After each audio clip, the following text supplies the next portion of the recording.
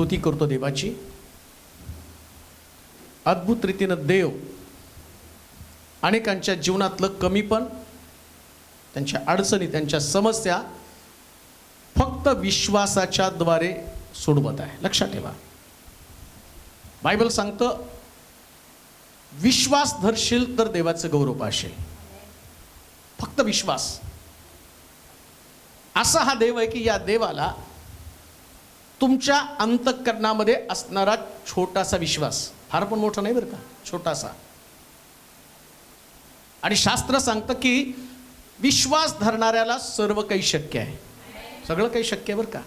आज सकाळी एक कॉल मला आला आणि ज्यावेळेस ती सिस्टर ते ब्रदर दोघं माझ्याशी बोलत होते त्याच त्यांनी सांगितले, पास्टर हॉस्पिटलमध्ये चाललो आहे, भावाच्या हातामधनं ती गाठ आली होती, ती गाठ आल्यावर ती फुटली आणि फुटल्यावर त्याचं 3 दिवस सतत रक्तस्राव होत आहे आणि ते रक्त थांबायला तयार नाही. डॉक्टरनं पुष्कळ उपचार केले, परंतु डॉक्टर म्हणले आता शेवटचा पर्याय एक त्याची पायाची शीर काढून हाताला लावणं किंवा संपूर्ण हातच त्याचा तोडून टाकावा लागेल.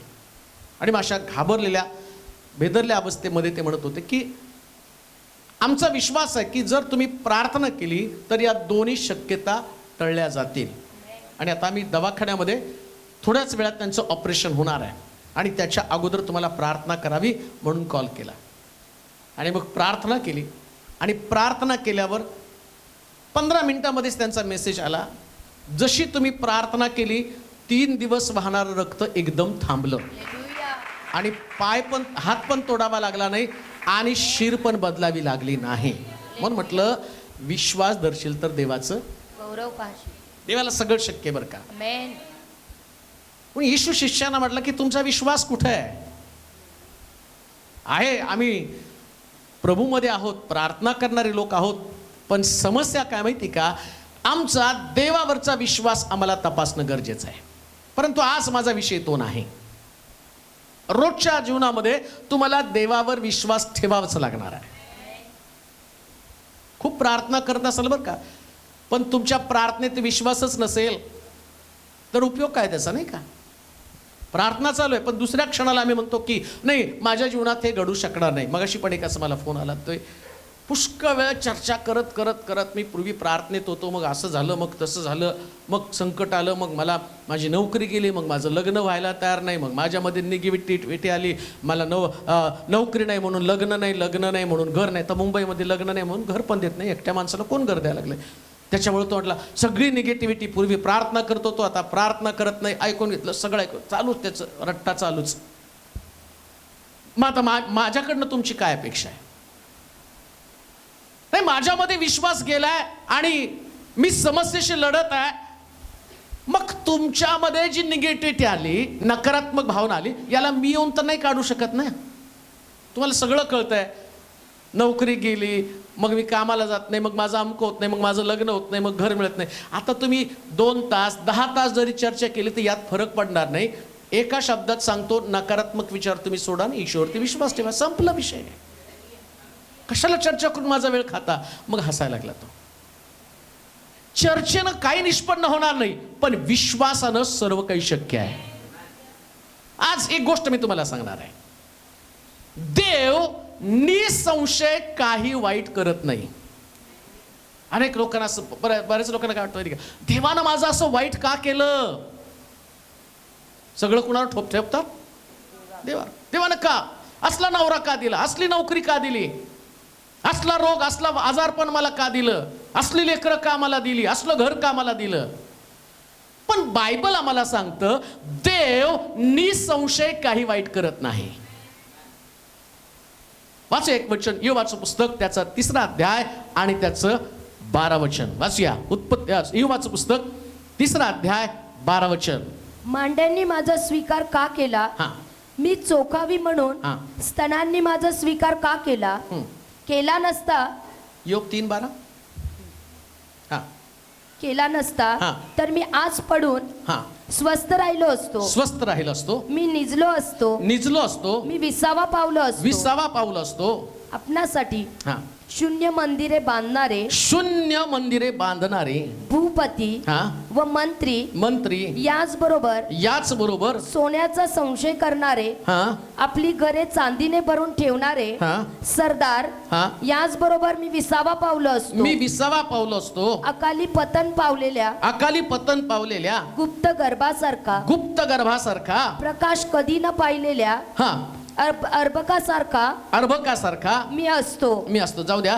ते वचन असं होतं की देव निसंशय काही वाईट करत नाही. नेमकं ते वचन कुठं गेलं माहित नाही, परंतु त्या वचनामध्ये असं लिहिलं की देव निसंशय काही वाईट करत नाही. देव कधीच कुणाचं वाईट करत नाही. परंतु प्रॉब्लेम असा आहे की आमच्या जीवनामध्ये नेहमी काहीतरी वाईट घडत असतं. मग कोण वाईट करतं आणि या वाईटपणातनं मी कशा पद्धतीने बाहेर पडणार आहे? बाहेर पडण्यासाठी मला नेमका कोणता मार्ग आहे आणि त्यासाठी मला नेमकं काय केलं पाहिजे? माझी देवासंबंधीची असणारी विचारसरणी मी कशा पद्धतीने बदलणार आहे? पहिल्यांदा तर देवासंबंधीची विचारसरणी बदलावी लागणार आहे. तुम्ही धार्मिक आहात, तुम्ही प्रार्थनाशील आहात, तुम्ही चर्चला जाणारे लोक आहात, पण तुमच्या मनामध्ये एक प्रश्न आहे आणि तो प्रश्न, माझं देवानं असं का केलं? शास्त्र तर सांगतं देव निसंशय कोणाचं देव वाईट करत नाही. मग माझ्या जीवनामध्ये हा वाईटपणाचा अनुभव येण्याचं कारण तरी काय? कुठल्या कारणानं माझ्या जीवनामध्ये हे वाईटपणाचा मला अनुभव येत आहे? देवाचे प्रिय लोको, उत्पत्तीच्या पुस्तकामध्ये ज्या पहिल्या अध्यायाच्या 4थ्या वचनामध्ये जर तुम्ही त्या ठिकाणात पाहिलं, वाचता का उत्पत्तीचं पुस्तक, त्याचा पहिला अध्याय आणि त्याचं 4थं वचन. देवाने प्रकाश पाहिला, देवानं प्रकाश पाहिला की तो चांगला आहे, तो चांगला आहे. आणि देवानं प्रकाश प्रकाश व अंधकार हे एकमेकापासून वेगळे केले. देवाने प्रकाशाला, 4थ्या वचनामध्ये काय म्हटलं? देवाने प्रकाश पाहिला की तो चांगला आहे. देवानं जगातली प्रत्येक वस्तू चांगली निर्माण केलेली आहे. आमेन. ऐकता का तुम्ही? उत्पत्तीच्या पुस्तकामध्ये असलेलं की देव सगळं चांगलं करतो. मग प्रश्न उरतो, वाईट झालं कसं काय? आम्ही तर वाईट, मला माहिती इथं आज रात्री तुमचं येण्याचं कारणच काय? काहीतरी विपरीत तुमच्या जीवनामध्ये घडलेलं आहे, काहीतरी वाईट घडलेलं आहे. कुणाचा पती तिच्याशी नीट संबंध ठेवत नाहीत, कुणाचे लेकरांचे प्रश्न आहेत, कुणाच्या घराचा प्रश्न आहे, कोण ज्या ठिकाणामध्ये काम करतं त्या ठिकाणामध्ये प्रश्न आहे. मग तुम्ही लोकांकडे पाहिल्यावर तुम्हाला कळतं यांचं चांगलंय आणि माझ्या जीवनामध्ये वाईट. मग याला जबाबदार कोण आहे? शास्त्रात तर लिहिलं की देव कोणाचं वाईट करत नाही. आणि उत्पत्तीच्या पुस्तकामध्ये सांगितलं देवानं सुरुवात करताना सगळी चांगली सुरुवात केलेली आहे. ऐका, जन्माला घालताना ना, ज्या दिवशी तुमचा जन्म झाला त्या दिवशी तुमच्या संबंधानं तुम्ही मुलगी असाल तर तुमच्यासाठी पेढे वाटले, मुलगा असेल तर तुमच्यासाठी मुलगी असेल तर जिलबी वाटली किंवा बर्फी वाटली, आणि मुलगा असेल तर काय वाटले? म्हणजे सुरुवात कशी तुमची? का तिथं जन्माला आल्यावरच आईने कपाळावर हात मारले, हे कशाला जन्माला आलं?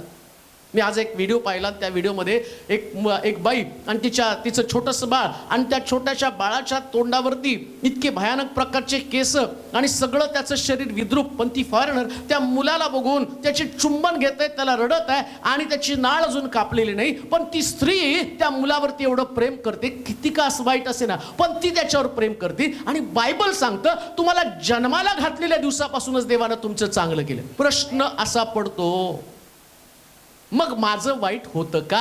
हा मोठा प्रश्न आहे. देव निसंशय कोणाचं वाईट करत नाही. देव कधीच कोणाचं वाईट करत नाही आणि कोणाचं वाईट करणं हे देवाच्या मनामध्ये नाही. उत्पत्तीचं पुस्तक पहिला अध्याय 31 वचन वाचा बरं. पहिला अध्याय 31 वचन. आपण केलेले सर्व फार चांगले आहे असे देवाने पाहिले. कुणी पाहिलं?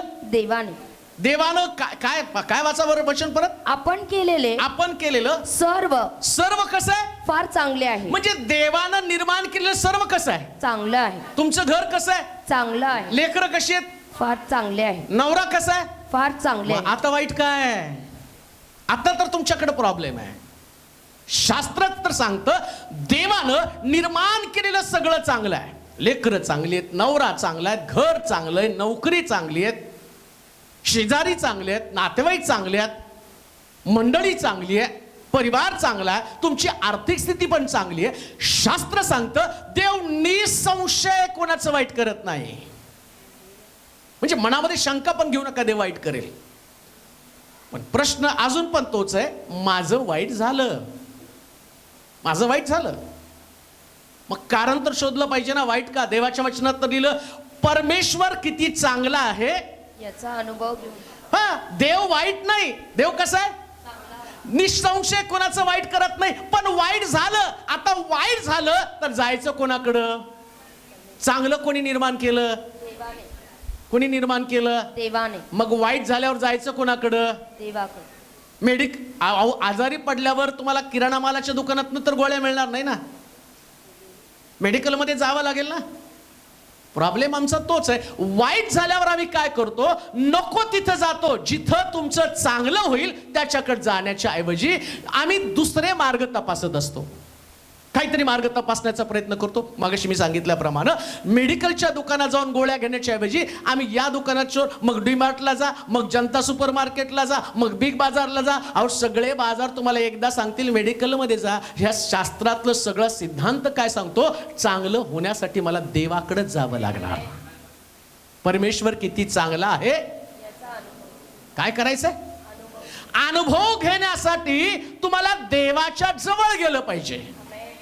जसं मी पाहतो की इथं आल्यावर, चर्चमध्ये आल्यावर, चर्चमध्ये येऊन अनुभव घेतल्यावर तुम्हाला कळतं नाही रे, इथं पाऊल टाकलं आणि समस्या दूर व्हायला सुरुवात झाली. आज कित्येक लोकांचं अनुभव आहे. जे जे लोक या मंदिरामध्ये आले, आज सकाळीच एका मावशीने मला सांगितलं, ती रडत होती. ती म्हटली अहो प्रार्थना करा, मी देवाजवळ प्रार्थना करत आहे, एकदा तरी माझं पाऊल या शिलोमध्ये पडावं. कशासाठी? कारण त्यांना माहिती तर देव काम करत आहे. अनुभव तर घ्यायला पाहिजे. परमेश्वर कोणाचं वाईट करत नाही. त्यानं निर्माण केलेली सर्व वस्तू चांगली आहे आणि शास्त्र सांगतं की परमेश्वर सगळं काही चांगलं निर्माण करतो. मला वाटतंय 34वा अध्याय, या स्तोत्र संहिता 34वा अध्याय आणि त्याचं 10 वचन आपण वाचूया. स्तोत्र संहिता 34वा अध्याय 10 वचन वाचूया. तरुण सिंहासही वान पडते. तरुण सिंहासही वान पडते व त्यांची उपासमार होते. पण परमेश्वराला शरण जाणाऱ्यांना कोणत्याही चांगल्या वस्तूची वान पडत नाही. शास्त्र सांगतं देव चांगला आहे आणि तुम्हाला वाटतं देवानं मला सगळं चांगलं चांगलं द्यावं. बघा तुम्ही, मला जेवढे फोन येतात ना त्या सगळ्या फोनमध्ये, पास्टर आता मुलगा बघायला चाललंय आणि तो मुलगा चांगला असावा म्हणून प्रार्थना करा, त्याची घरची परिस्थिती चांगली असावी म्हणून प्रार्थना करा, त्याची नोकरी चांगली असावी म्हणून प्रार्थना करा. मग आम्ही काय करतो माहिती का? चांगला मुलगा आहे का नाही, शेजारी पाजारी चौकशी करायला करतो. तो मुलगा कसा आहे हो? शेजाऱ्यांचं त्यांचं भांडण असेल तर ते काय सांगतील? अरे डांबरट आहे तो दारू पितो, तो जुगार खेळतो, तो अजून एका पोरीच्या लफड्यामध्ये आहे. का तर त्याला तुमचं चांगलं करायचं नाही. आणि मग तुम्ही काय म्हणता? अहो त्याच्याविषयी सगळं मला वाईट ऐकायला मिळालं. मग चांगला चान्स तुमचा गेला.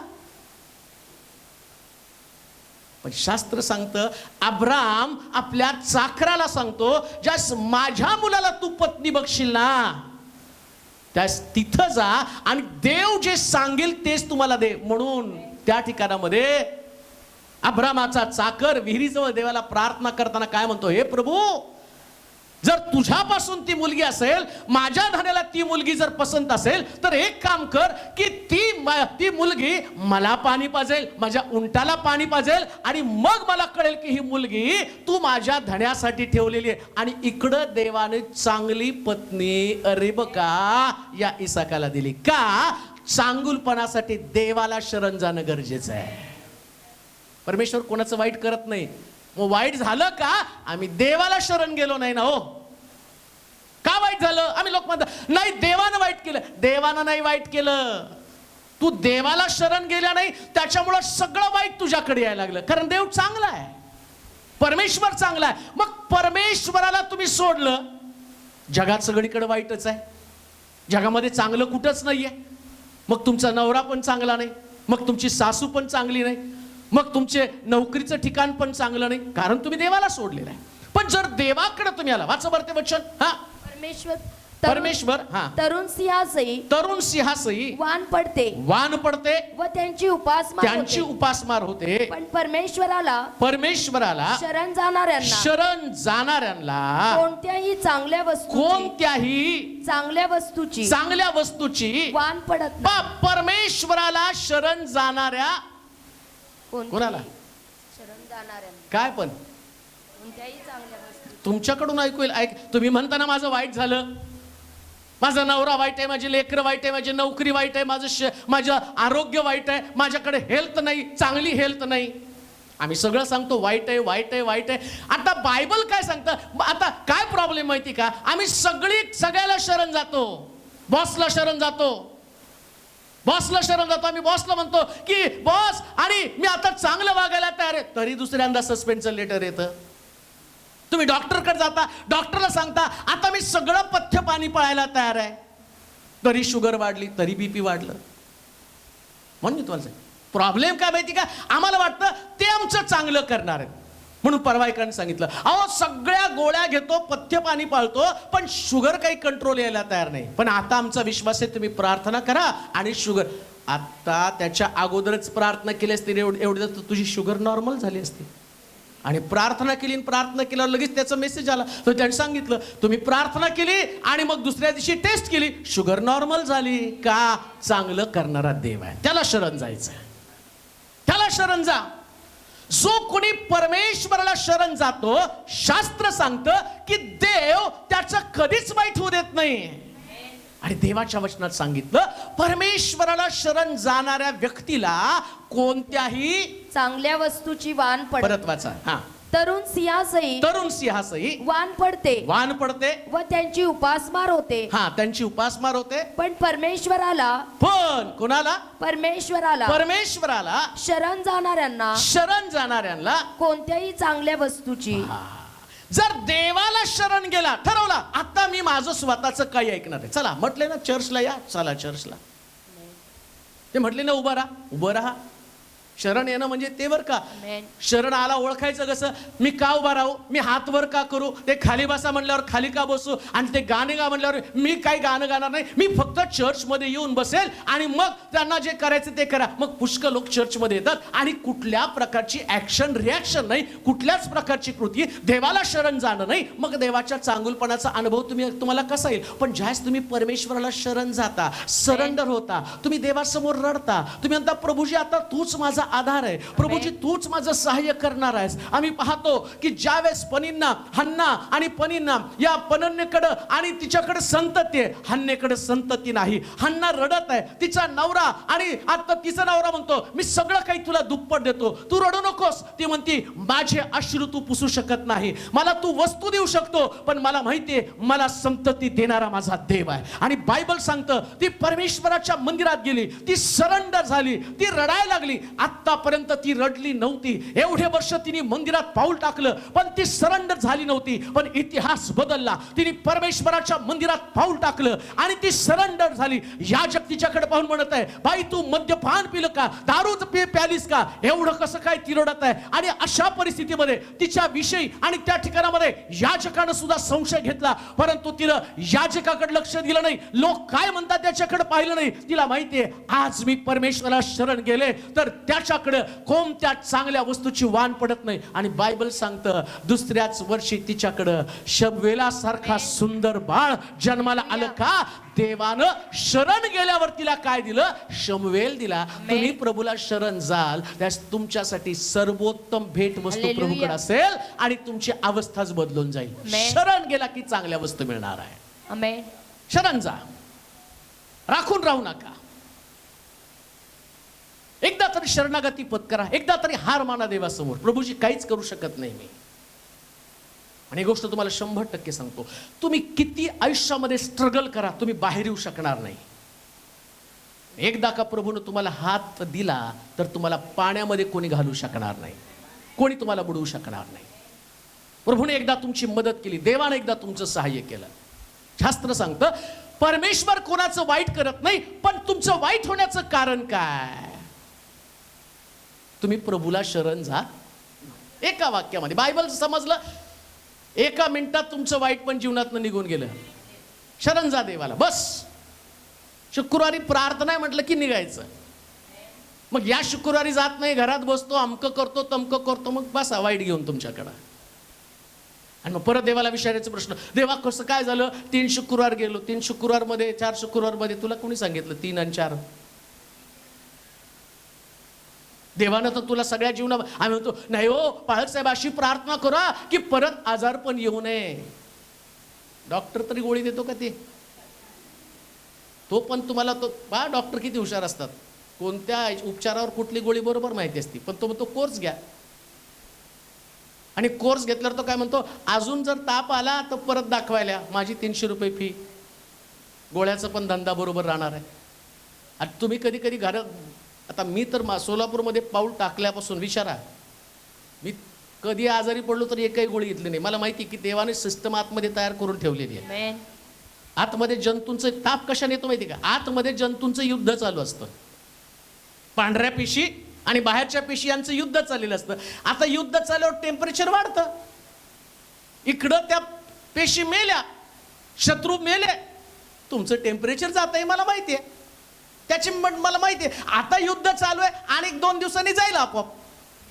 मग त्याच्यामध्ये शरीरच तुम्हाला सांगतं. आम्ही म्हणतो नाही हो ताप आला ते जेवत नाही, तुला जेवायलाच नाही पाहिजे म्हणून ते बरोबर तुझ्या तोंडाची चव पण घालवतं. सिस्टम करून ठेवली देवानं शरीरामध्ये, का तर विसावा पाहिजे. खाऊन खाऊनच जंतू आतमध्ये गेलेत ना. आता थोडे दिवस शत्रू आतमध्ये जाऊ देऊ नकोस. जेवणातनं शत्रू जातात आतमध्ये, मग आपोआप तोंडाची चव जाती, जेवण जात नाही, मग जेवण बंद होतं. आणि जेवण बंद झाल्याबरोबर आतली सिस्टम व्यवस्थित झाली, परत तोंडाला चव येते, परत तुम्ही तरतरीत पुन्हा तुम्ही कामकाजाला. मग हे डॉक्टर तुम्हाला 1000-2000 बिल करून दाखवतो आणि देवानं तुम्हाला ऑलरेडी सिस्टम दिलेली आहे. मग शरण कुणाला जायचं? परमेश्वराला. तुम्ही गोळ्याचा डब्बाच करून ठेवलाय घरामध्ये, पोतच आहे. ही आमक्याची दाखवतो ना, ही आमक्याची, ही तमक्याची, ह्या बीपीच्या एवढ्या, हे शुगरच्या एवढ्या, हे कशाचं डोकं दुखल्यावर, हे कशाचं कान दुखल्यावर, हे सगळं सिस्टम व्यवस्थित आहे. पण कान दुखल, नाक दुखल एवढा आमचा विश्वास पक्का आहे. हे दुखणारच आहे, हे होणारच आहे प्रॉब्लेम. परंतु बायबल काय सांगतं की आम्ही ज्या परमेश्वराला शरण जाऊ. स्तोत्र 119 आणि त्याचं 68 वचन वाचा बरं. स्तोत्र 119 आणि त्याचं 68 वचन वाचा पटकन.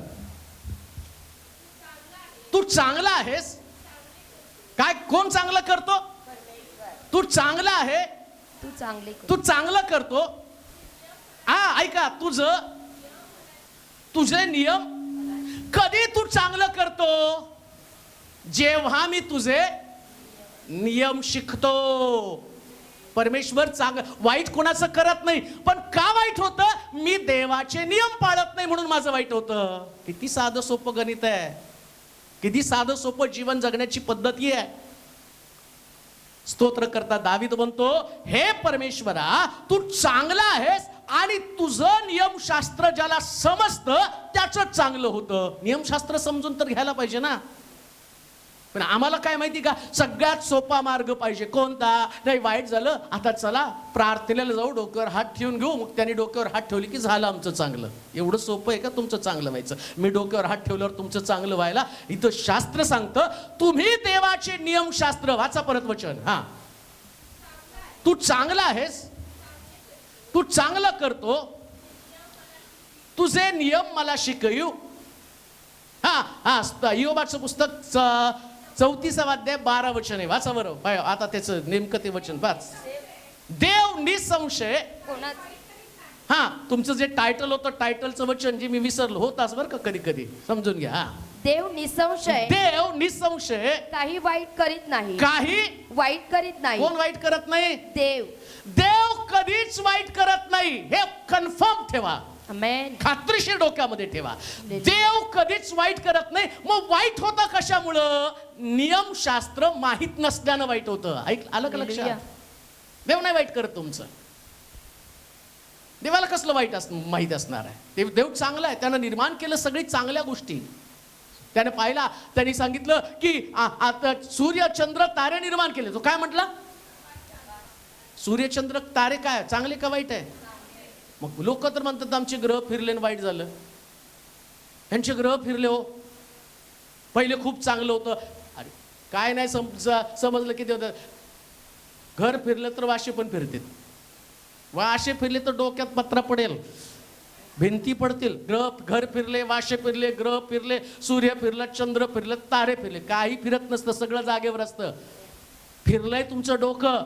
तुम्ही देवाच्या वचनामध्ये घडून जाण्याच्या ऐवजी तुम्ही तुमच्या मार्गानं तुमच्या इच्छेप्रमाणे जीवन जगता. तुम्हाला जसं पाहिजे तसं तुम्ही वागता. तुम्हाला दारू प्यायची तुम्ही दारू पिता, तुम्हाला मारामारी करायची तुम्ही मारामारी करता, तुम्हाला चर्चला जायचं तुम्ही जाता, तुम्हाला वाटलं नाही जायचं तुम्ही नाही जात. देवाच्या नियमांकडे तुमचं लक्ष नाही. आणि शास्त्र काय सांगतं? परमेश्वर चांगला आहे, पण जे त्याचं नियमशास्त्र. वाचा परत वचन 119 68 वचन. तू चांगला आहेस.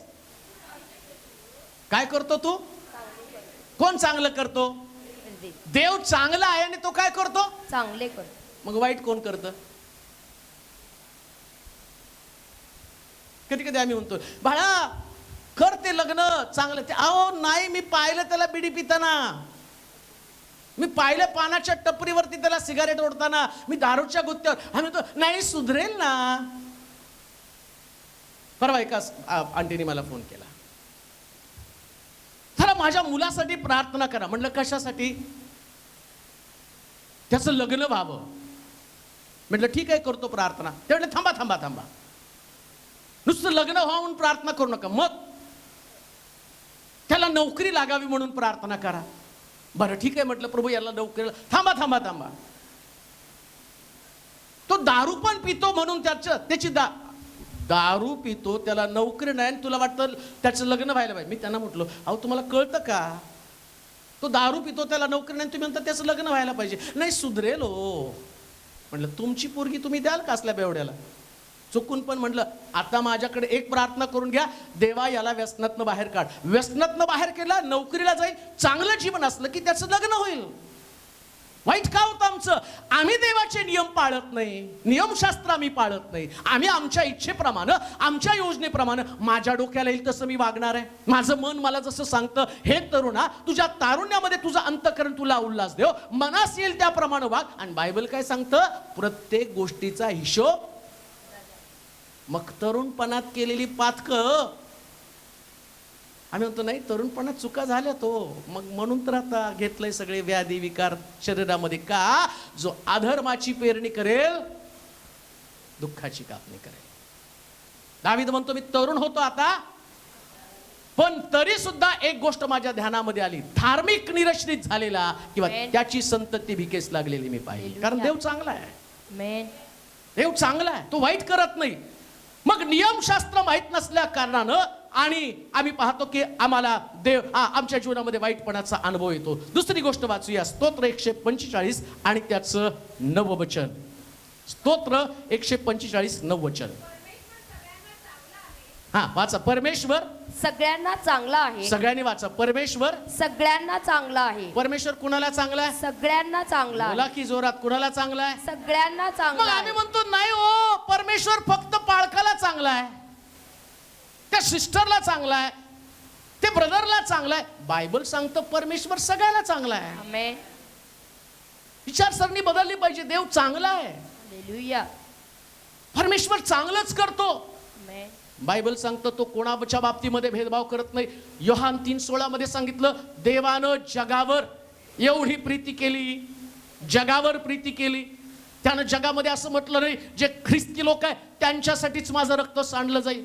तो असं म्हटला नाही जे चर्चला जातं त्यांच्यासाठीच रक्त सांडलं जाईल. तो असं म्हटला नाही की जे नित्य आणि पहिल्या गाण्यापासून शेवटच्या प्रार्थनेपर्यंत जे थांबतात आणि त्यांच्यासाठीच माझं रक्त सांडलं. त्यानं साऱ्या जगाला आपलंसं केलं, उद्धार संपूर्ण जगाला दिला आणि सुटका संपूर्ण जगाला दिली. म्हणून शास्त्र सांगतं परमेश्वर सगळ्यांसाठी चांगला आहे. आजच्या रात्रीची सुवार्ता काय की परमेश्वर तुमच्यासाठी चांगला आहे. परमेश्वर तुमच्यासाठी चांगला आहे, तुमच्या लेकरांसाठी चांगला आहे. एक गोष्ट ध्यानात ठेवा, देवाच्या योजना तुमच्या फॅमिलीसाठी, तुमच्या व्यक्तिगत जीवनासाठी, तुमच्या परिवारासाठी, सगळ्यांसाठी चांगले आहेत. तुम्ही फक्त त्याच्या दृष्टिकोनातनं पाहिलं पाहिजे. माझं वाईट कोणीच करणार नाही, म्हणून कोराचे पुत्र म्हणतात, यास्त पृथ्वी उलती पालती झाली, सागराच्या उचंबळ्यानं पर्वत हल्ले तरी भिणार नाही का? कारण परमेश्वर चांगला आहे. परमेश्वर सगळ्यांसाठी चांगला आहे. कान देऊ नाही का? आज जर तुम्ही या भावनेनं आला असाल, माझं देवानं वाईट केलं, देव सांगतो, अरे मी सगळ्याच चांगलं केलं, तुझं का वाईट करेल? सगळ्याच चांगलं केलं. मग प्रश्न असा येतो, सगळ्याच झालं, माझं कधी होणार? मी म्हणतो सगळ्याच झालं म्हणजे तुमचं हमखास चांगलं होणार. हालेलुया. किती सोपं आहे. सगळ्याच झालं म्हणजे माझं होणार. लेकरं नाहीत, 100 वर्षे अब्रामाला दिले, मला देणार. म्हटलं पाहिजे तसं, म्हटलं पाहिजे तसं. आजार आहे शरीरामध्ये, लाजरसला कबरेतनं बाहेर काढलं, त्याला प्रत्येक अवयव देवानं दिला, मला पण देणार. मला पण देणार. आता माझी किडनी फेल आहे, माझा अमकं, आणि माझ्या डोळ्यामध्ये दिसत नाही, आणि मी काय केलं? काही नाही. देव योग्य समयी तुला दृष्टी देणार. 38 वर्षाच्या दुखणे करायला 38 वर्षानंतर बरं केलं का नाही? पण आम्ही म्हणतो नाही हो, बाळासाहेब अशी प्रार्थना करा की परत यायलाच लागू नये, म्हणून देव देत नाही. परत यायला लागू नये तुझी भावना आहे ना, मग देव तो देव आहे, तो बरोबर विचार करतो. अरे अगली बार ये नाही आहे का? 38 वर्षाच्या दुखणे करायला तिथं तसंच ठेवलं का? कारण त्याला माहितीये इथून निघेल आणि परत इकडे येणार नाही. 38 वर्षात त्याला शिकवलं, सगळे बरे होऊन चाललेत आणि मी काय बरा व्हायला तयार नाही. मग येशू तिथं आला आणि त्याला प्रश्न केला, तुला बरं होण्याची इच्छा आहे का? प्रभू, अरे कोण सोडत नाही ते कथान सांगू नको, बरं व्हायचं का? मी चांगलं करण्यासाठी आलेलो आहे. आणि आम्ही पाहतो 38 वर्षाचा दुखणेकरी बरा झाला, मग तुम्ही पण बरे होणार. कारण देव सगळ्यांसाठी चांगला आहे. सगळ्यांसाठी चांगला आहे. अजून एक गोष्ट तुम्हाला सांगतो, एवढ्या वर्षाच्या ख्रिस्ती प्रवासामध्ये देवानं किती अद्भुत रीतीने तुमच्या बरोबर राहिला. है ना? अब्रामा बरोबर जसा राहिला ना, तसा इसाका बरोबर सेम टू सेम तसाच. त्या इसाकाची बायको पण एका राजाने घेऊन गेला, त्यांनी पण तिला घरामध्ये ठेवलं, यांनी पण घरामध्ये ठेवलं. हा पण घाबरला. सगळं झेरॉक्स कॉपी. अब्राम आणि इसाक यांच्याकडे बघितलं ना तर तुम्हाला दिसेल झेरॉक्स कॉपी दोघांमध्ये चाललेली, सेम टू सेम. मग जसा तुमच्या बरोबर राहिला तसं तुमच्या मुलांबरोबर तो राहणार. का? तर तुमचा देव पिढ्यानपिढ्याचे आशीर्वाद तुम्हाला देतो. पिढ्यानपिढ्याचे. परमेश्वर सगळ्यांसाठी चांगला आहे. सगळ्यांसाठी. दुसरी गोष्ट वाचूया. परमेश्वर सगळ्यांसाठी चांगला आहे आणि त्याचा चांगुलपणा कोणाला त्या ठिकाणामध्ये मिळतो माहिती का? त्याच्या चांगुलपणाचा पुरावा जे त्याच्यावर विश्वास ठेवतात त्यांनाच मिळतो. देव चांगला आहे, पण कुणाला पुरावा मिळणार आहे?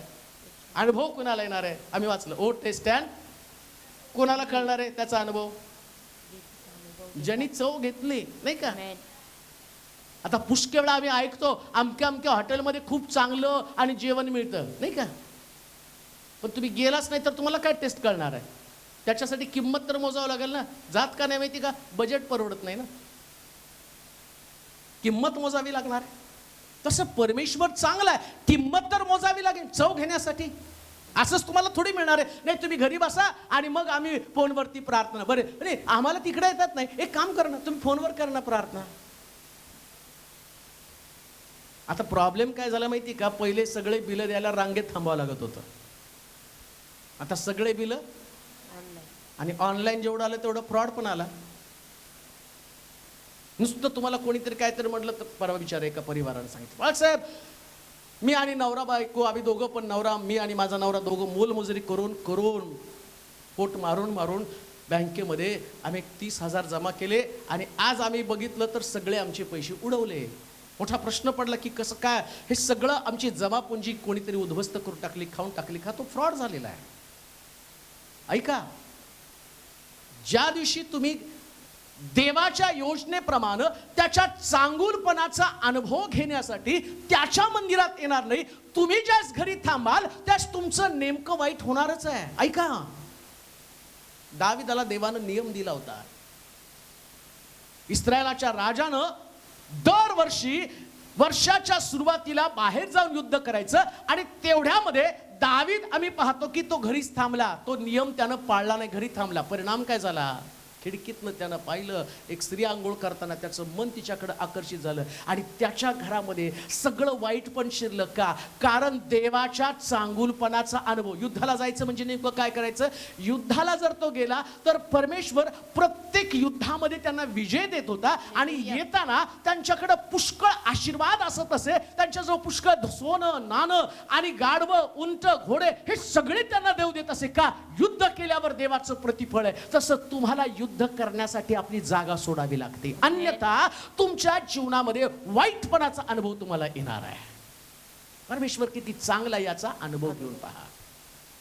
कोणाला चांगलं आणि देव बनवतो? तर परमेश्वराच्या देवाच्या वचनामध्ये म्हटलं की तो सगळ्यांसाठी चांगला आहे.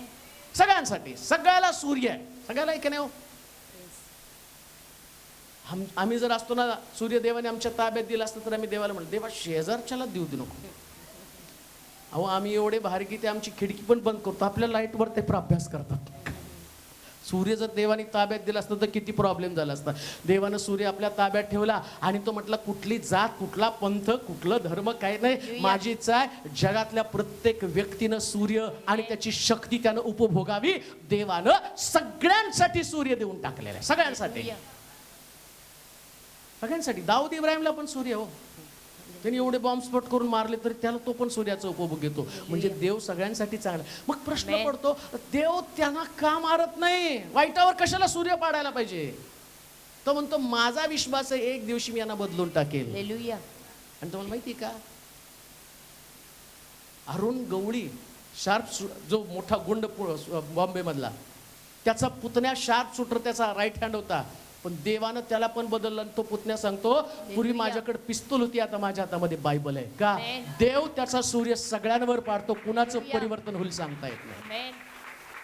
कोणाचं परिवर्तन होईल सांगता येत नाही. एका व्यक्तीची साक्ष मी ऐकली. 40 पाळकांच्या सुपाऱ्या घेऊन आतापर्यंत मी मारलं, परंतु प्रभूनं मला दर्शन देऊन सांगितलं आणि माझं जीवनच बदलून गेलं. आता मी कोणाला मारत नाही. आता मी वाट पाहतो मला कोण मारेल, पण मला माहिती माझा देव माझा सांभाळ करणारा देव आहे. सगळ्यांवर तो सूर्य पाठवतो. का? कारण देवाला ठाऊक आहे एक दिवशी. तुम्ही म्हणाल मग जे मेले त्यांचं काय? हे मरणं जगणं जिवंत राहणं हे आमचं झालं. हा मेला मग यांनी त्याला मारलं, त्यांनी त्याला मारलं. जो व्यक्ती मरतो तो स्वर्गामध्ये अनंतकालिक जीवनासाठी जातो. देवाच्या दृष्टिकोनातनं पृथ्वी तलावरचं तुमचं आयुष्य महत्वाचं नाही, तुमचं स्वर्गामधलं आयुष्य महत्वाचं आहे. म्हणून लक्षात ठेवा, देव चांगला या धारणेनं तुम्ही सगळ्या गोष्टी चांगल्या समजायच्या. ही प्रभूची योजना आहे. ऐका, देव चांगला आहे, तो कधीच कोणाचं वाईट करत नाही. आता देवानं योसेफाला दर्शन दिलं आणि सांगितलं 11 पेंड्या तुला नमन करणार आहे. मग याच्या भावानी तर त्याला विकलं ना. मग हे कसं काय वाईट घडलं?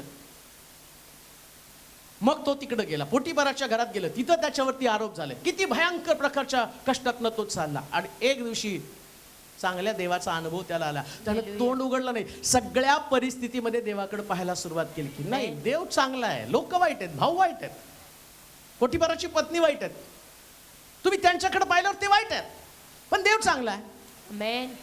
हे अवतीभोवती तुम्हाला वाईट लोक दिसतील, आजार पण वाईट आहे, देव चांगला आहे. आजार पण आहे, तुम्ही म्हणाल आजार पण आहे, हा वाईटच आहे, ते शुगरने किडण्यात जातात, डोळे जातात, ठीक आहे, हे आजार पण वाईट आहे, पण देव चांगला आहे. देव चांगला आहे. मग तुम्ही त्या वाईट गोष्टीकडे पाहण्याच्या ऐवजी चांगल्या देवाकडे पाहा ना. योसेफानं चांगल्या देवाकडे पाहिलं. परिणाम काय झाला? ज्यावेळेस तो सर्वोच्च पदावरती चढला, त्याची भावंड त्याच्याकडे आले, घाबरले. आम्ही तुझे दास, तुझ्याशी आम्ही वाईट वागलो. तो काय म्हणतो? वाईट वाटून घेऊ नका, ही देवाची योजना होती, माझं चांगलं व्हावं याच्यासाठी देव वेगवेगळ्या तुम्हाला परिस्थितीमधनं सिच्युएशन मध्ये नेतो आणि मग तुम्हाला कळतं अरे बरं झालं, ही देवाची योजना होती. आता पुण्यात जर मला नोकरी सोडून सोलापुरात नसतो आलो तर बसलो असतो कुठेतरी फळ्यावर गिरवत, साईन कॉस्ट. हां, आता ते विसरलो मी. सकाळी उठल्यापासून ते सारखं सांग, पायथागोरसचा सिद्धांत, अमका प्रमेय, हे ते 10वीच्या पोरांना उठल्यापासून. आणि एखादं गणित चुकलं, मला येत नाही, आपण या गणिताचा विचार उद्या करू, कारण मलाच येत नव्हतं ना. मग आदल्या दिवशी सगळं बसून व्यवस्थित सोडून घेणार, दुसऱ्या दिवशी असं काय त्याच्यात ते लेकरून सांगायचे, नाही रात्री सोडवलं आम्ही. किती तुम्ही तपासून पहा. एक गोष्ट ध्यानात ठेवा, मला ते सगळं सोडल्यावर इथं आल्यावर कळलं, या घटना, या घडामोडी माझ्या जीवनात सगळं चांगलं व्हावं यासाठी देव चांगलाच आहे. आमेन.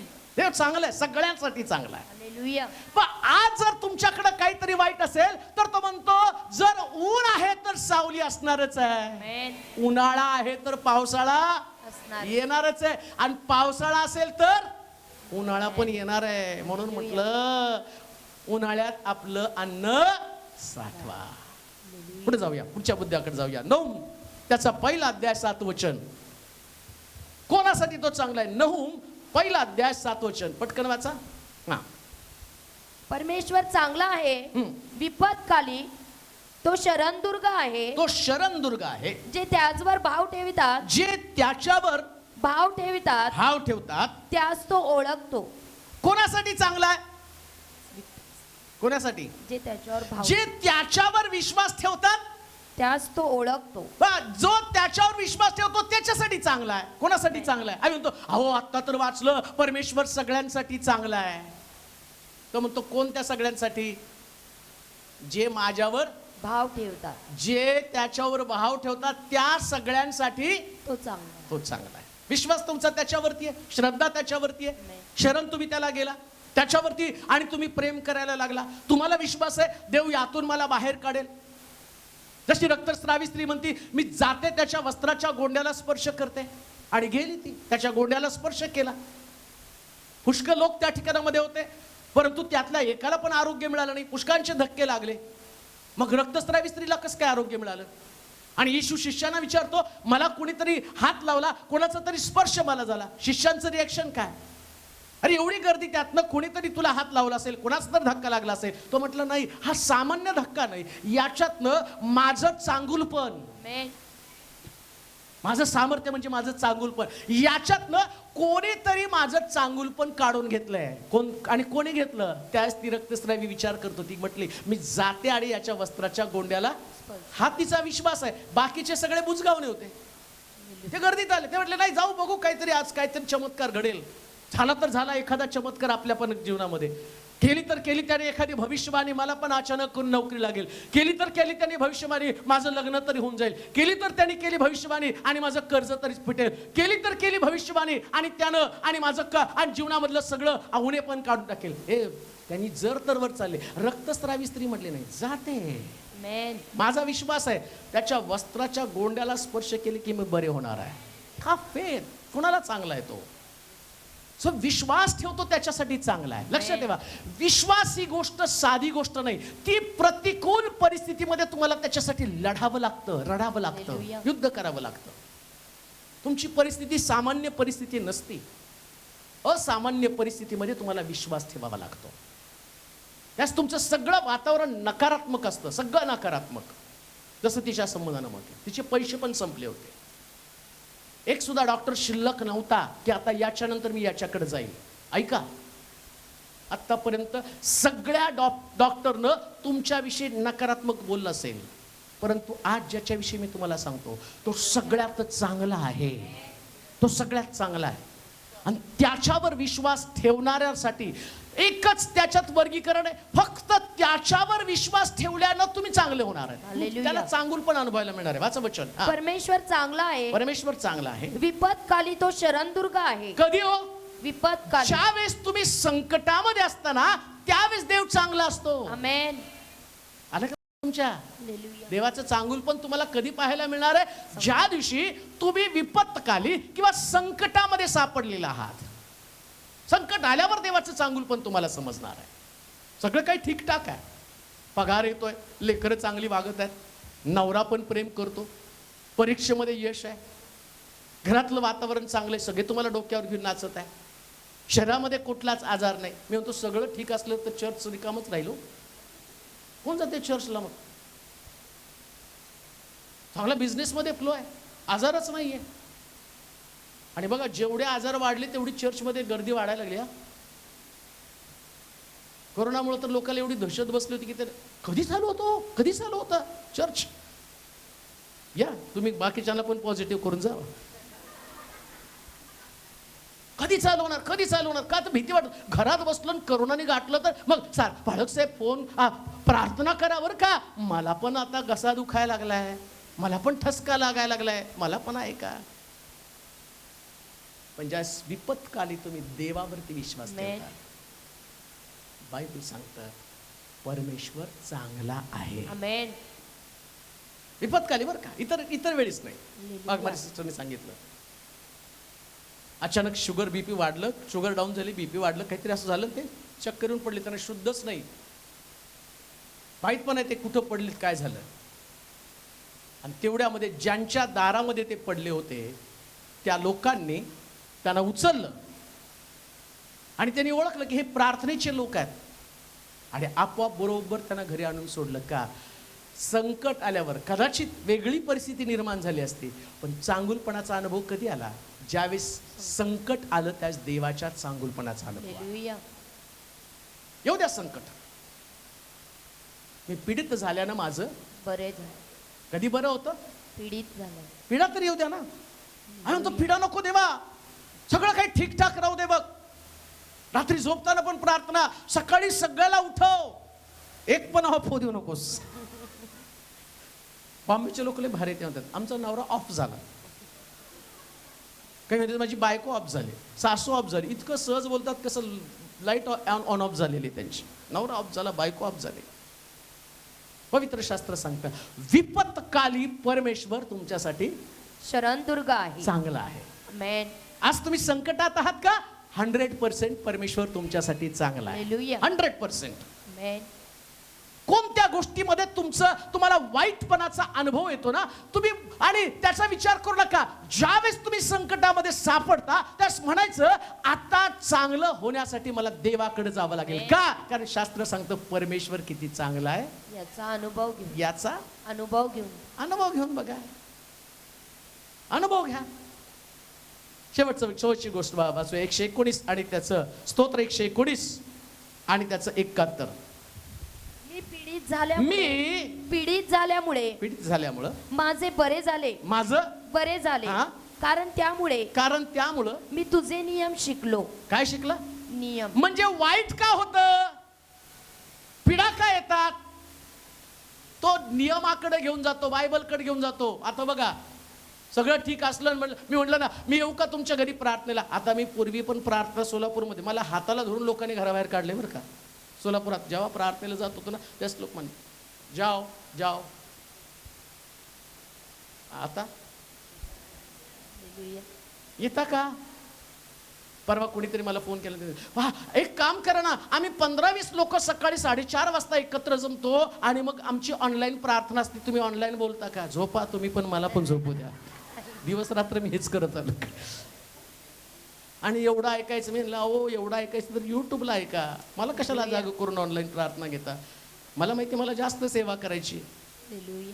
लगेच तावातावानी हा मी बोलतो तुम्हाला पहाटे, मग माझी बी झोप डिस्टर्ब, तुमची पण झोप डिस्टर्ब. सांगण्याचं तात्पर्य ज्यावेळेस तुम्ही नियमशास्त्राकडे जाता तुमचं चांगलं व्हायला सुरुवात होते. एकदम सोपं आहे. मी पीडित झाल्यानं माझे बरे झाले. रोज उठल्यावर म्हणायचं पीडित झाल्यानं माझे बरे झाले. लोक तुम्हाला बघा एवढं चर्चला जाऊन कसं देवानं केलं, कसं झालं बघा यांचं. आणि मग लगेच ते म्हणतात खरंच आहे आम्ही चर्चला जाऊन बाळक साहेब असं नव्हतं व्हायला पाहिजे. बरेच लोक मला तसा प्रश्न पण करतात, एवढी प्रार्थना करून देवाने असं का केलं. शांत व्हा. पास्टर तेलोरशी बोलताय तुम्ही. इथं देवावर 1% दोषारोप मी होऊ देत नाही. 1% पण माझा देव कधीच वाईट नाहीये. मिस्टेक तुमच्यामध्ये आहे, देवामध्ये नाहीये. तुम्हाला नियमशास्त्र माहित नाही. नियमशास्त्र जाणणाऱ्या प्रत्येक व्यक्तीसाठी तो चांगला आहे. देव कधीच कोणाचं वाईट करत नाही. निसंशय देव कोणाचंच वाईट करत नाही. संशय धरू नका मनामध्ये. मग का पीडा आली? आता इकडं म्हटलं मी पीडित झाल्यानं माझे बरे झाले. काय झालं? बरे झाले. पीडा आल्यानं बरे झाले. आजार आल्यानं बरं झालं बरं का. हालेलुया. आजार आल्यामुळेच तुमच्या चर्चला आलो. हो, बरं झालं ना तुम्ही आला. मी तर देवाला बरं झालं प्रभू यांना हे आजार पाठवले. आता नियमित चर्चला येतील मरेपर्यंत. कारण ज्या दिवशी यायचं बंद करत त्या दिवशी तुम्ही ऑफच आहे. सुटका पाहिजे, 100% सुटका पाहिजे. नोकरी पाहिजे. त्या बाळासाहेब नोकरी ठेवा डोक्यावर हात. देवा याला नोकरी दे, देवा याला नोकरी दे. अहो गेलो तिथं माझं सिलेक्शन झालं नाही. नियमशास्त्र पाळलं, देवाच्या वचनाकडे लक्ष पुरवलं. तू तर स्वार्थी हेतू नाही आला की आता मी प्रार्थना करेल आणि प्रार्थना केल्यावर मला नोकरी लागेल आणि मग परत मी जगामध्ये जाईल. देव तसं करत नाही. शास्त्र सांगतं देव पीडा पाठवतो कशासाठी? तुमचं बरं होण्यासाठी. तुम्हाला कळतं पीडा वाईट आहे. हो ना. मी पाहतो या मिस्त्री लोक इस्रायल लोकांना सोडत नव्हते. देव त्याला म्हटला मी फारोचं मन कठीण करेल आणि मग त्याचं मन कठीण करेल. 10 पिढ्या त्याच्यावरती पाठवेल आणि एकदा 10 पिढ्या संपल्यावर फारो स्वतःच म्हणेल यांना घेऊन जा, यांना घेऊन जा, यांना घेऊन जा. 10 पिढ्यानी फारो एवढा वैतागला की तो म्हटला बाबा तुझ्या लोकांना घेऊन जा. आणि तेवढं करत सुद्धा तेवढ्यात काही लोकांनी फितवलं. हो ते गेले तर उद्या विटा कोण भाजणार आहे. आणि परत घोडे घेतले, रथ घेतले, त्यांच्या मागं मागं पळायला लागल्यावर या लोकांनी सगळं काही देवापासून मिळवलं. फारोला बघितल्या जीव कासावीस. त्या मोशेला प्रश्न काय रानामध्ये, अरे फारोच्या मिस्त्रामध्ये कबरा नव्हत्या का? आता त्या समुद्रामध्ये आमच्या कबरा मांडायला निघाला. अरे देव चांगला आहे. तो तुम्हाला मरू देण्यासाठी फारोला पाठीमागे नाही पाठवलं, तुम्हाला दाखवायला तुमचा शेवटचा शत्रू सुद्धा मी गडप करून टाकेल का मी चांगला आहे. ऐका, शेवटचा शत्रू जे तुमचं मरण, शेवटचा शत्रू, याच्या पुढचा शत्रू तुमच्याकडे नाही. पण देवावर विश्वास ठेवणाऱ्याला तो म्हणतो या शेवटच्या शत्रूला सुद्धा मी गडप करून टाकेल. शेवटच्या शत्रूला पण. म्हणून 91 स्तोत्रामध्ये म्हटलं मी त्याच दीर्घायुष्य देऊ. कोणाला दीर्घायुष्य देईन? जो परात्पराच्या कोणाला दीर्घायुष्य देणार आहे? जो मंदिरात राहतो. आणि बघा मंदिरात राहणारे लोक लवकर मरतच नाहीत. किती ते वाट बघतात की एकदा म्हातारी मरेल तर प्रॉपर्टी मिळेल. ये बुढ़ी मरने वाली नहीं, ये परमेश्वर के भवन में रहने वाली है. हन्ना 85 वर्षाची, किती 81 वर्षाची होती आणि परमेश्वराच्या मंदिरामध्ये आणि ती प्रार्थना करणारी व्यक्ती होती. येशूचा जन्म होण्याच्या वेळेस 80 क्रॉस केलं तिनं. मरत नाही ती. उलट तिला देवानं 80 क्रॉस केल्यावर योहान दिला. कसं आहे देव? कसला आहे देव? किती अद्भुत देव आहे. ज्या दिवशी तुम्ही देवाच्या घरामध्ये असता त्यास परमेश्वर तुम्हाला काय म्हणतो? मी तुला देऊन तृप्त करीन. म्हणून लक्षात घ्या, चर्चला नियमित येणाऱ्या लोकांनी कधीच प्रार्थना करायची नाही देवा उचल आता. आणि आम्ही बोलतो आता खूप जगलो पाळक साहेब, आता उचलाव देवाला. गप पडा ना जरा. अजून हातपाय हलतात ना, या मंदिरात उड्या मारा. देव म्हणतो मला तुला दीर्घायुष्य द्यायचं. तू का विचार करतो मला घेऊन चला, मला घेऊन चला, मला घेऊन चला. आणि घेऊन जायच्या टायमाला तर 17 पाळकाला कॉल करणं. यांना केला का फोन, त्यांना केला का कॉल, प्रार्थना करा, प्रार्थना करा. हार्ट फेल बाहेर गेलं, किडनी फेल झाली, अमकं झालं. नाही हो, प्रभू चांगला आहे. तो सगळ्यांसाठी चांगला आहे. मी पीडित झाल्यानं माझे बरे झाले. माझी नोकरी गेल्यानं माझे बरे झाले. गेली नोकरी, त्या निमित्तानं देवाकडे आला. देवा नोकरी गेली, आता काय नाही, काय टेन्शन घेऊ नको, नुसतं येऊन हात वर करून आराधना कर. नोकरी गेली तर यायचं चर्चमध्ये. खर्चांना काय ओरडायचं ओरडू द्या, काय ओरडायचं ओरडू द्या. याचा अर्थ काम करू नका असं म्हणत नाही मी तुम्हाला. आज सकाळीच एकानं मेसेज केला, त्याने त्याची नोकरी गेली. नोकरी गेल्यावरती तो देवाला दोष द्यायला लागला. देवा माझी नोकरी गेली, सगळं काही गेलं, पण माझ्या जीवनातलं वादळ तो संदेश त्याने ऐकला. आज बघा स्टेटसवरती. त्या स्टेटसमध्ये त्यांनी सांगितलं, मी तो संदेश ऐकला आणि वादळ शांत करण्यासाठी मला पण काहीतरी प्रयत्न करावा लागेल हे ऐकलं. आणि मग मला कळलं देव चांगला आहे, तो वाईट नाही. वादळाच आता मी एवढे दिवस बसून होतो पाळक साहेब, आता मी काम करणार आहे, हालचाल करणार आहे. माझा विश्वास देव मला देईल. कुठंतरी तुम्ही कमी पडलेले आहात, देव चांगला आहे. कुठंतरी तुम्ही कमी आहात. देवाच्या चांगुलपणाचा अनुभव तुम्हाला यायचा. मग नियमशास्त्र तुम्हाला सांगतं की तुमचं चांगलं कसं होणार आहे. दुसरीकडे कुठंच तुम्हाला सापडणार नाही. 10 आज्ञामध्ये सगळं दिलेलं आहे. 10 आज्ञामध्ये सगळं दिलेलं आहे. काय आहे 10 आज्ञामध्ये? तुम्हाला सांभाळावं, तुमच्या आईबापाला सांभाळा.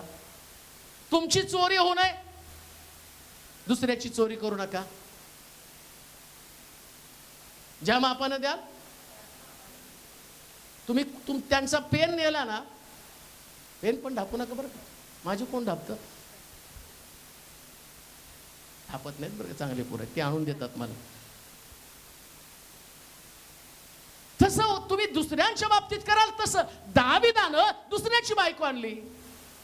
दाविदाची मुलंच दाविदाच्या दाविदाच्या मुलाने त्या जाऊन म्हटलं, मला दाविदाची ती आणि त्यांनी म्हातारपणात केलेली शेवटची बायको मला दे. मुलगाच मागायला लागला. कधी घडत नाही घरामध्ये, पण दाविदानं केलेली चूक. नियमशास्त्रात गेल्यावर तुम्हाला कळतं कुठंतरी आम्ही चुकलो आणि त्याच्यामुळं आमच्याकडे पिढ्या आहे. आणि बायबल काय सांगतं माहिती का? निसंशय परमेश्वर काही वाईट करत नाही. कोण वाईट करत नाही? परमेश्वर. मग तुमचं वाईट का झालं? याचं कारण कुठंतरी आम्ही चुकलेलो आहोत आणि त्या चुका आता आम्हाला दुरुस्त करायच्यात. आम्ही म्हणाल का? आठवायचं मी कुठं चुकलोय. प्रार्थनेला येताना हा विश्वास तुम्ही मनामध्ये ठेवायचा की देव चांगला आहे आणि आता त्याचं चांगुल पण घेऊन मी जाणार आहे. लक्षात घ्या, नोकरी नाही, लेकरं नाही, पती पत्नीतला संघर्ष आहे, कर्जामध्ये अडकलेला, बॉडीमध्ये काहीतरी विकनेस आहे, हे सगळं तुमचं वाईट आहे. पण बायबल सांगते की देव, आणि त्यानं काय सांगितलं? त्यानं निर्माण केलेलं सगळं काही चांगलं. मग देवाकडे आल्यावर सगळं चांगलं आहे, तर आम्हाला देवाकडे यायचं आणि त्याला म्हणायचं प्रभू तू आमचं चांगलं कर. चला आपल्या जागेवरती आपण उभं राहूया, आपले डोळे बंद करू. ज्यांना प्रार्थनेची गरज आहे ते पुढे येतील.